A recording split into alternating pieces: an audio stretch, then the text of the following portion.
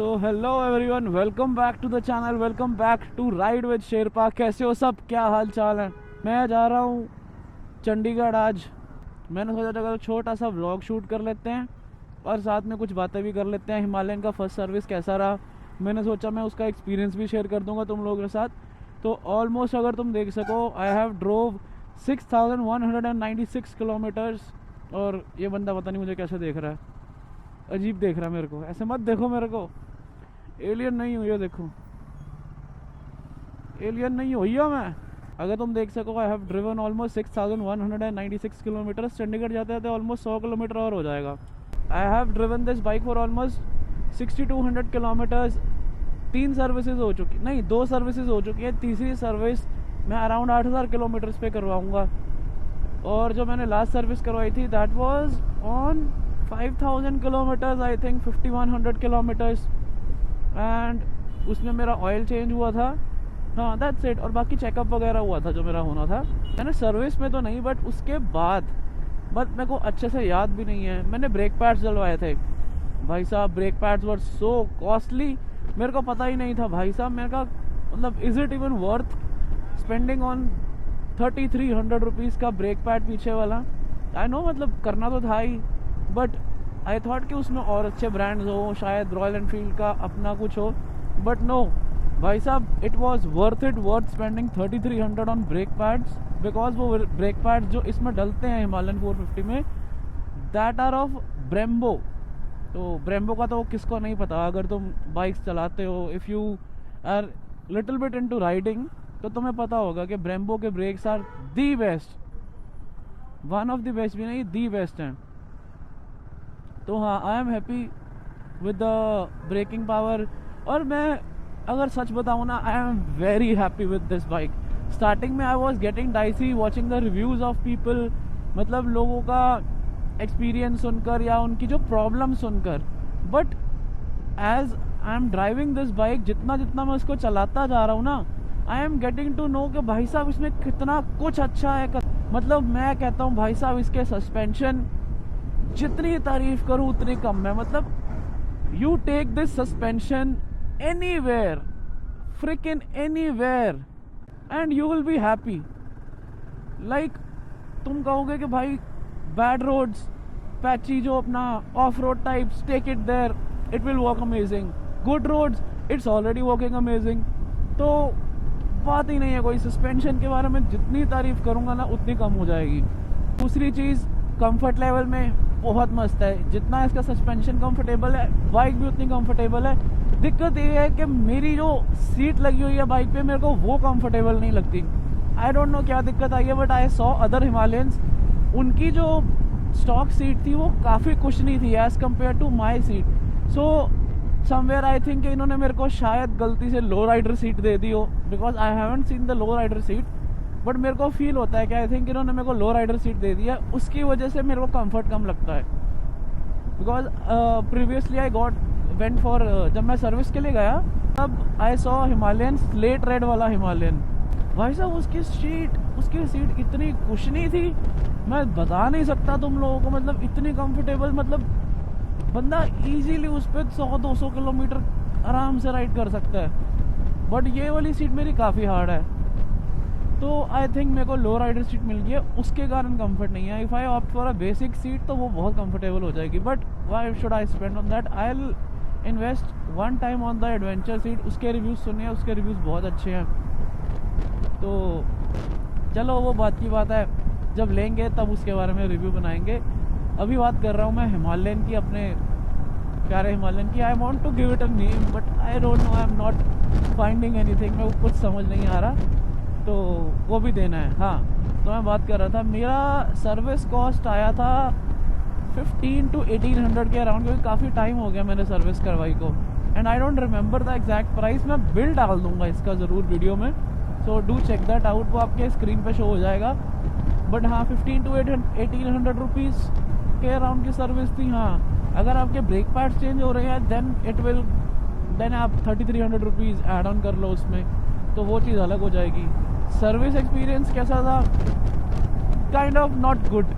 Service ठीक हो गई मेरी, बट अगर तुम्हारे पास हिमालयन है and if you go in a service centre, तो सबसे पहली चीज़ जो इसका ना फिल्टर है वो टैंक के नीचे है। तो टैंक के नीचे होने के कारण ना इसका फिल्टर साफ़ करने के लिए टैंक पूरा बाहर निकालना पड़ता है। सो इट हैपेंड, मैंने आगे भी सर्विस कराई, नॉर्मल गया। इस टाइम दिक्कत आई जिसने मेरी सर्विस करी थी। So the guy who serviced my bike opened up my tank, did the whole service, took 3 hours for just a general service. It was so freaking bad. मैंने complaint भी करी रॉयल एनफील्ड में। उसके बाद भाई साहब उसको टैंक लगाना नहीं आता। मतलब मैंने ना यहाँ राइजर लगवाए हुए हैं, हैंडल बार राइजर लगवाए हैं, ताकि मेरे को थोड़ा झुक के कम बैठना पड़े। अभी भी मैं थोड़ा बेंड होके बैठा हूँ बट कम, वैसे मैं प्रॉपर बेंड होता था। तो ही टोल्ड मी कि राइजर्स ना आपके टैंक के साथ टच कर रहे हैं। तो मैंने सोचा यार राइजर कब टैंक के साथ टच करने लग गई, ये तो करता ही नहीं था। मतलब मैं इतने टाइम से चला रहा हूँ बाइक, इतना तो पता चल ही जाता है। सो देन आई सॉ कि भाई उसने टैंक लॉक्स के ऊपर लगाया रखा हुआ है। मैंने कहा क्या भाई साहब तू चूतिया बना रहा है मेरे को। And he locked the tank like that. शुक्र करो कोई मेरे को था जो डैमेज नहीं हुआ कोई बाइक में। टैंक ऐसे टेढ़ा लगा हुआ है और वो लॉक्स ऊपर पड़े हुए, लॉक्स के ऊपर पड़ा हुआ है। तो मैंने सही करवाया, then it stop touching, then he was hmm, he did not say anything कि हाँ जी हाँ जी। ही स्टार्टेड लाफिंग कि चलो कोई नहीं हो जाता है, गलती से हो गया होगा, पता नहीं चला होगा, whatever it was. But you if you service the bikes, ऐसी मिस्टेक्स नहीं होनी चाहिए। And you locked the tank, मतलब he fix the nut so tight कि उसको लगा होगा कि शायद ऐसे ही जाता होगा, आई डोंट नो भाई। मतलब Royal Enfield should need to train everyone for each and every bike, and if the guy is not trained then you should not give him that bike for the service. मतलब हम जैसे लोग, we are from very normal families, we earn very normal, तो फ़र्क पड़ता है इन चीज़ों का यार। हम अपनी चीज़ें बहुत पैसे जोड़ के मेहनत करके लेते हैं, EMIs पे लेते हैं, XYZ किसी भी तरीके से। बट किसी की मेहनत की कमाई है, उसके साथ ऐसा मत करो। तुम भी जॉब कर रहे हो, तुम्हें भी ये चीज़ें समझनी चाहिए। तो हाँ, व्हाट शुड आई से, छोड़ो। तो बाकी हाँ, बाइक कैसा चल रहा है सेकंड सर्विस के बाद? सेकंड सर्विस के बाद बाइक बहुत अच्छा चल रहा है, काफ़ी स्मूथ चल रहा है। मेरे को कोई दिक्कत नहीं आ रही टचवुड अभी तक बाइक में। एक दो चीज़ों को छोड़कर मेरे को आई थी, but that I got fix, तो मैं ओके रहा। मैंने राइजर डलवाने के कारण there are bushes here under the handlebar, ये राइजर है ना जहाँ पे, उसके नीचे। तो दिक्कत वो आई थी कि उसके बुशेस बड़ी जल्दी ख़राब हो गए। आई don't no because of the riser. those guys told me that it's because of the riser, but पता नहीं मेरे को। तो whatever the reason, they changed it, they did not charge me anything, so I was happy। तीसरी एक अब जो दिक्कत आनी शुरू हुई है, that's tappet noise। क्लिक नहीं कर रहा है, बट आइडल इंजन में there is a टक टक टक टक क्लिंकिंग sound that comes, and I got it checked। वो कहता है tappet noise है, कोई दिक्कत नहीं है, you can use the bike, कोई फ़र्क नहीं पड़ता, वो थोड़े से एडजस्ट होएंगे। तो आप सर्विस करवाने आओगे तब करवा लेना 7-8 हज़ार 8,000 किलोमीटर पे। मैंने कहा ठीक है। तो उसके अलावा में वो कोई दिक्कत नहीं आई। और वो कट कट कट कट की साउंड ना, दैट क्लिंगिंग नॉइज जस्ट कभी कभी आती है, हर बार नहीं आती। लाइक आज मैंने ऑन करा, आज आ रही थी, कल नहीं आ रही थी। जितना you are planning to buy a Himalayan, eyes closed, get it, don't even think twice. और ये मैं इसलिए बोल रहा हूँ, ये जो 6,000 किलोमीटर है ना, इसमें से 4,000 मैंने रेगुलर यूज़ में चलाए हैं। 3 से 4,000 kilometre. I use this bike every day. I just have only one bike with me, जिसमें मैं रोज़ काम पर जाता हूँ, कोई काम हो, कोई सामान लेने जाना हो। So I just use this bike only because I just have this bike. मेरे पास कोई दूसरा बाइक नहीं है। So with my experience I can tell you कि तुम ले लो अगर तुम्हें बाइक लेना है। If you want to keep this as your only bike, you can do it. गर्मियों में हाँ तुम मैनेज कर लोगे, थोड़ी सी हीटिंग का इशू तो आता ही है यार, वो ऑब्वियस है। रॉयल एनफील्ड है और 450 सीसी का इंजन है भाई, 40 bhp है, क्यों नहीं आएगा भाई? हीट सीधा पैरों पे आके बचती है। जो इंजन हीट कर रहा है, रेडिएटर चलता है हीट पैरों पे, ऑब्वियस है, नेकेड है, वो आनी ही आनी है। So it's not a big deal, you have to manage it with mostly every naked bike. अगर वो थोड़ा जोर ले रही है, if it's high bhp, whatever, तुम्हें करना पड़ेगा मैनेज अगर तुम्हें हिमालयन पसंद है।